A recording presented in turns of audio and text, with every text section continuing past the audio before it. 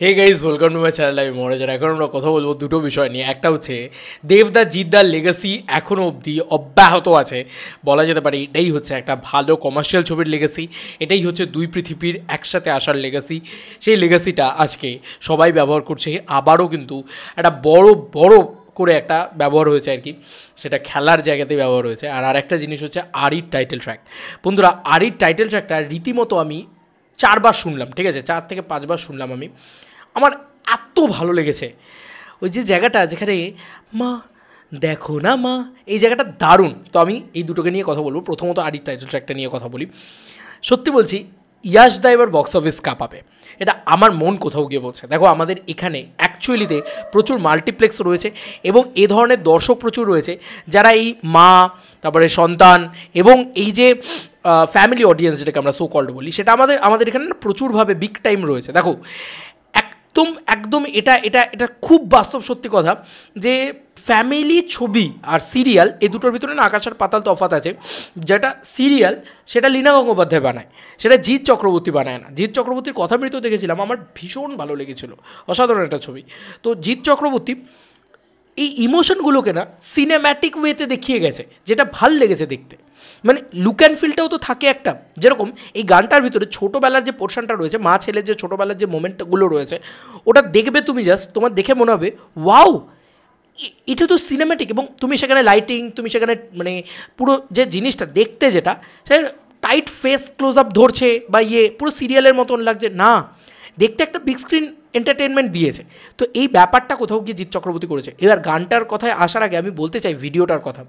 বিশ্বাস করবে না, আমি অনেক দিন বাদে প্রচণ্ড ফ্রেশভাবে ইয়াশ দাশগুপ্তকে পেলাম। দেখো, ইয়াশ দাশগুপ্ত যেটা সবথেকে ভালো করতে পারে, যেটার জন্যে সে নোন, তার এই যে একটা মানে মানে একটা হালকা পিয়ার্ড লুক থাকবে, একটা বাবলি একটা ক্যারেক্টার, একটা চকলেট বয় ইমেজ, ঠিক আছে, এটাতে না তাকে সবথেকে সুন্দর লাগে, সবথেকে সুন্দর দেখতে লাগে তাকে। এবং তার একটা মানে টেলিভিশনে যে কী পপুলারিটি আছে তোমরা জাস্ট কল্পনা করতে পারছো না, ঠিক আছে। এটা মানে ভয়ঙ্কর লেভেলের পপুলারিটি কিন্তু তার টেলিভিশনে। তো সেন্টিমেন্টাল যে কারণে সেল হয়ে গেল, দেখলে তো, মানে আচ্ছা ছবি সেল হচ্ছে না, সেন্টিমেন্টাল সেল হয়ে গেল টেলিভিশনে এবং টিআরপিও জেনারেট করেছে। তো এটাই হচ্ছে বিষয় যে সেন্টিমেন্টাল ছবিটা মানে তার পরবর্তীতে তার একটা এমনি টিআরপি, প্রচণ্ড টিআরপি ভ্যালু আছে সেই জায়গা থেকে দাঁড়িয়ে।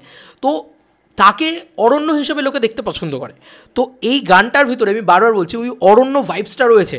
ইয়াশকে সেই হাসি, সেই যে তার হাসিটা এত সুন্দর লাগে, সেই জিনিসটাকেই কিন্তু আবার করেছে, যেটা মেয়েরা ক্রাশ খায়, যেটাতে তার কিন্তু হিউজ ফিমেল ফ্যান ফলোয়িং, এটা কেউ অস্বীকার করতে পারবে না। সে যখন সিনেমা মানে বড় পর্দায় এসছে, সে একটা অন্যরকম ইমেজ নিয়ে এসছে, অন্যরকম কাজ করে গেছে, কিন্তু অ্যাকচুয়ালিতে তার ইমেজটা কিন্তু ছোটো পর্দায় ওটাই। এবং এই গানটার ভিতরে আমার যেগুলো ভালো লেগেছে, ধরো তোমার সাথে প্রথম মায়ের সাথে যে প্রথম টাইগার হিল বা দীঘার যে শটগুলো, বাঙালির যে ইমোশান, দীপুদা, তাই তো, সেইখানে দেখবে এখানে দীঘার শট রয়েছে, ডেলো পার্কের শট দেখতে পেলাম, ডেলো পার্কের শট টনিকের সময় ছিল। তো এটা না ইয়াস দ্য টনিক, আমি বারবার বলতে চাইছি এরকমভাবে। এবং এই বেসিক স্টোরি আইডিয়াটা যদি একটু ভালো হয়ে যায়, মানে যেরকম ধরো এই গানটার ভিতরে মায়ের একটা বিগ মানে প্রচণ্ড রকম একটা মানে একটা টাইমে মা মানে প্রচুর বড় ছেলে বড় হয়ে গেছে, প্রচুর হয়ে গেছে, এখানে দেখতে পাচ্ছি সে বক্সিং করে, তার সাঁতার মানে লিরিক্সের ভিতরে রয়েছে। তো বক্সিং ইত্যাদি করতো, সে মা তাকে করছে এবং কী ভালো ওয়ার্ক করছে। আর সবথেকে যেটা আমি প্রশংসা করতে চাই, মৌসুমী চ্যাটার্জি, ও মাই গড, কী পারফরমেন্স দিয়েছে, পুরো চুমু। আমি সিরিয়াসলি বলছি, এই পারফরমেন্সটা আমি দেখে না যে রীতিমতো আমার মানে বিগ টাইম ওয়ার্ক করেছে আমার জন্যে। গানটা ব্যাকগ্রাউন্ডে মারাত্মকভাবে ওয়ার্ক করছে, তার সঙ্গে সঙ্গে এই পারফরমেন্স। গানটাতে আমি বলতে চাই অনিন্দ্য চট্টোপাধ্যায় অসাধারণ একটা গান বানিয়েছেন। মানে এই গানটা শুনে আমি অনেক দিন বাদে একটা এমনি ভালো গান পেলাম যেন মনে হলো এই ফরম্যাটে, মানে এই জোনটাতে। যে কোনো কারণ মানে মায়ের কথা মনে পড়াবে প্রত্যেকটা মোমেন্টে। আমি আমার মায়ের সাথে বসে দেখছিলাম, বাই দ্য ওয়ে, মানে এটা হচ্ছিল। ফ্যামিলি ছবি তো এটাই হওয়া উচিত, না দাদা সিরিয়াল হওয়া উচিত, যেটাকে আমরা কেউ পছন্দ করি না। তো মানুষ হোসেনার ছবি আমি পছন্দ করি না, কিন্তু আমি এটা পছন্দ করি যে এই যে মা, এই ধরনের জিনিসপত্র। তুমি দেখো আরির যে প্রথম গানটা এসেছিলো কিছু কথা, সে গানটাও খুব ভালোভাবে ওয়ার্ক করেছে, আমার জন্য তো ওয়ার্ক করেছে। এবং সেখানে ওদের কেমিস্ট্রিটাকে দেখানো হয়েছে একদম মানে ইন আ ডিফারেন্ট ওয়ে। এবং এবার আবারও আমরা একটা দারুণ ওয়েতে দেখতে পেলাম ইয়াসদাকে।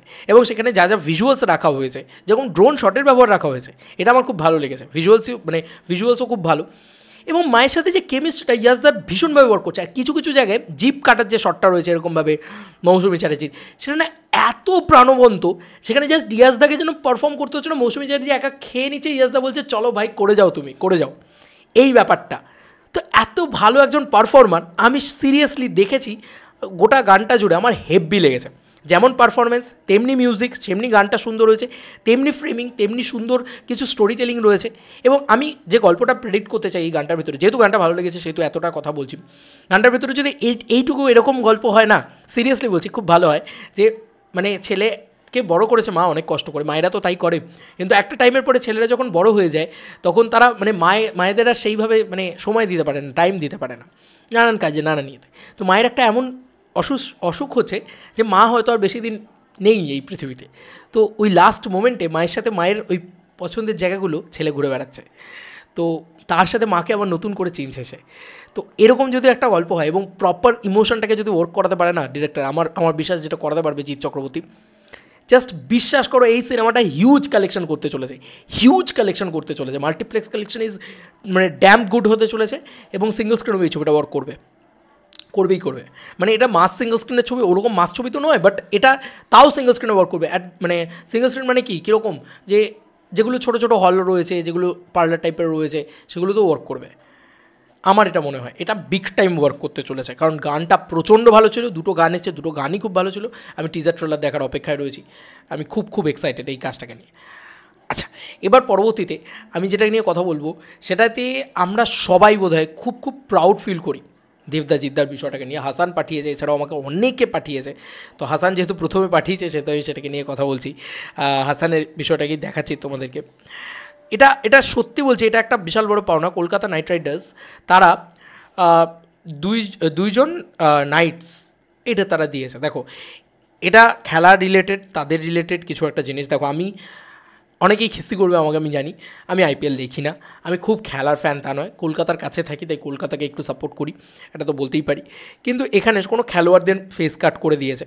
কিন্তু তুমি নিশ্চয়ই এই পোস্টারটা দেখলে তোমাদের একটাই কথা মনে পড়ে, পিছনে সেই ব্লু ইয়েলো ব্যাকগ্রাউন্ড এবং নিচে লেখা দুই পৃথিবী, সেই নিনজার বাইক, সেই হাতে দেবদার হাতে ফেটটি এবং মুখটাকে জাস্ট বদলে দিয়েছে, পিছনে জিদ্দা বসে আছে। তো এই লেগাসিটা, এটা একটা লেগাসি, জানো তো। মানে আজকে আমাকে বলতে হচ্ছে যে দে আর লেজেন্ডস, দেবদা অ্যান্ড জিদ্দা। তো তাদের লেগাসিটা তারা মেনটেন করে গেছে 2025 সালে এসে দাঁড়িয়েও। দেবদা Jeddah legacy is hats off. আজকে কে আর টিমও তাদের লেগাসি নিয়ে পোস্ট করছে। তারা এটা পোস্ট করে নাইট আদমি থে এইটা তারা লিখেছে। দেখো তারা তাদের প্রমোশনে দুই পৃথিবীর পোস্টার ব্যবহার করছে, মুখটাকে পাল্টে নিচ্ছে। তো এটা মানে এটা তো এমন কিছু না তারা কেকেআর করছে, এটা আমরা ভাবছি কেকেআর করছে, ভাই লা লিগা করেছে ওয়ান্স আপন এ টাইম। তো আমরা এটা মানে এটা এত ভালো লাগছে, এটা এত প্রাউড মোমেন্ট আমাদের জন্য যে এই যে দুটো মানুষ, এই দেবদা এবং জিদ্দা, এরা কোনো দিন আমাদের জন্য পুরনো হবে না, এবং এই পোস্টার বা এই সিনেমাটাও কোনো দিন আমাদের জন্য পুরনো হবে না, তাই না? তো আমার এত ভালো লেগেছে, এত বিগ টাইম আমার জন্য এই জিনিসটা, মানে আমি সেলিব্রেট করার মতন মোমেন্ট হয়েছে। ওয়াও, দেখেছি যখন ওয়াও এটা দারুণ কিছু হয়েছে। তো ফার্স্টে ভেবেছিলাম শর্টস বানাবো, তারপর বললাম না, এটা নিয়ে একটা ব্রডভাবে কথা বলতে হবে এটাকে নিয়ে, সিরিয়াসলি হ্যাটস অফ। এবং তোমরা সত্যি লেজেন্ড গুরু, দেবদা এবং জিদ্দা, এরা সত্যি লেজেন্ড, যে কারণে আজকে তাদের লিগেসিটা এইভাবে বজায় রয়েছে। সত্যি লাভ ইউ, মানে এটা একটা দারুণ বিষয়।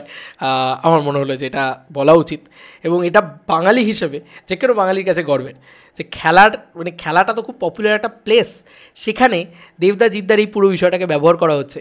তার মানে কতটা মানে এই বিষয়টা পপুলার, তারা কতটা লিগেসি বজায় রেখেছে, বা তারা কতটা লেজেন্ড, বা তারা কতটা ওই যে বলে না যে ওই যে পাবলিকের সাথে এই কানেকশনটা রেখেছে বলে, বা তাদের এই সিনেমাটা কতটা পপুলার, বা তাদের এই সিনেমাটার মানে লেগাসিটা কতটা, সেটা মানে বোঝা যাচ্ছে, এটা দেখেই বোঝা যাচ্ছে যে, এবং তাদের একসাথে আসাটা আজকে কতটা জরুরি।